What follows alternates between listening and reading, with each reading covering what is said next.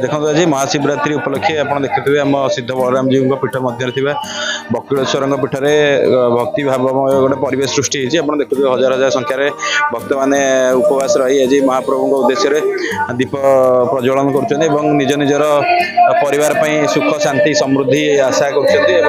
महाप्रभु भिन्न भिन्न मानसिक रखुच्च आपण जानी बकुलेश्वर पाखे जेकोसी मानसिक समस्त पूर्ण होता है से वर्ष को वर्ष लोक मान संख्या बढ़ी बढ़ी चलती आपण मैंने जानी जो मैंने शैव भक्त मान एक गोटे बहुत भल दिन एवं हिंदू धर्मर प्रत्येक व्यक्ति मैंने महाशिवरात्रि को पालन करते आपण मैंने पालन करने कथा समस्त को मुझे अनुरोध करी सब सेफली निज माने चारि पाखक देखी समस्त पाखे बसिक दीप जल्ले कौन अघटन हटो ना। संगमित्रा ओझा घर हूँ ढेंकानाल बाजीचौक जी हूँ पवित्र जागर सका आसी दीप जाड़ी मंदिर पूजा कर सारी जाई सारे एनुका महादीप उठी सारा घर को जीवु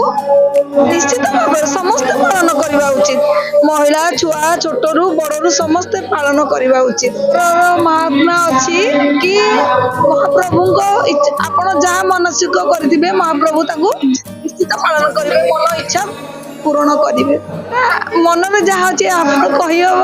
प्रभु जानी समस्त मन कथा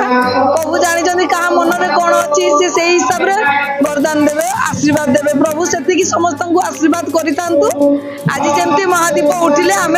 मन खुशी घर को जीव